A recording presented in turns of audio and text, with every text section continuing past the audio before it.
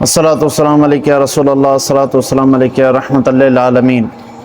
अॼु मोहम्मद मासूम खां सवाल कयो वियो आहे त मुफ़्ती साहब उधारो माल यानी मेह, ढगी, रिढ, बकरी वग़ैरह ॾियण वठण जो शरीयत में छा हुकुम आहे ऐं उन जो तरीक़ो कीअं आहे?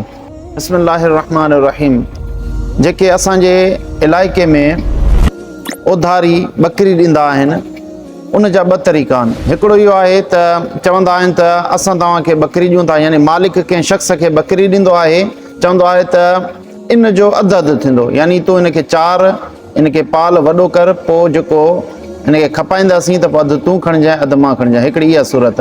ऐं ॿी सूरत इहा हुआ त चवंदा आहिनि त हीअ बकरी मुंहिंजी रहंदी ऐं जेको हिन मां फर थींदो उन में अधु अधु कंदासीं। यादि रखो, इहे ॿई सूरतूं जाइज़ न आहिनि। इनखे शरी इस्तिलाह जे अंदरि कफ़ीज़ तहान चइबो आहे ऐं महबूबन करीमन सल्लल्लाहु अलैहि वसल्लम कफ़ीज़ तहान खां मना फरमाई आहे। जीअं सुनन दारमी में ऐं शरह मुश्किल आसार जे अंदरि ऐं नस्ब राया जे अंदरि हदीस मुबारका हुआ। अबू सईद ख़ुदरी रज़ियल्लाहु ताला अन्हु तो फरमाए त नहा रसूलुल्लाह सल्लल्लाहु अलैहि वसल्लम अन कफ़ीज़ तहान, महबूबन करीमन सल्लल्लाहु अलैहि वसल्लम कफ़ीज़ तहान खां मना फरमाई आहे।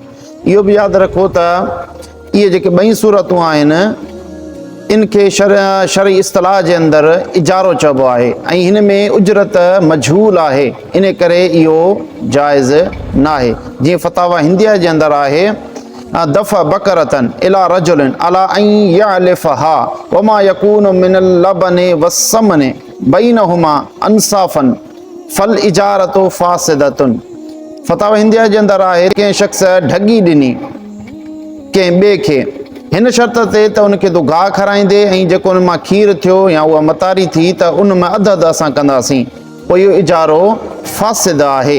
इन करे जेके असांजे दौर जे अंदरि इहे ॿई सूरतूं आम जाम आहिनि, इहे ॿई नाजाइज़ आहिनि। इन जी जाइज़ सूरत इहा थी सघे थी त वठण वारो जेको चारे थो उहो अधु पैसा ॾिए बकरी जा ऐं अधु मालिक जे, त पोइ ॿई शरीक थी पवंदा, त पोइ त जाइज़ आहे। या त ईअं थिए जो मालिक उनखे कुझु पैसा ॾेई छॾे, ईअं पोइ चए त बकरी वधंदी त वधीक बक़ाया पैसा उनखे बाद में ॾींदुसि, उन मंझा न ॾींदुसि बल्कि ॿियनि पैसनि मां ॾींदुसि, त पोइ जाइज़ आहे। अल्लाहु आलम बिस्सवाब।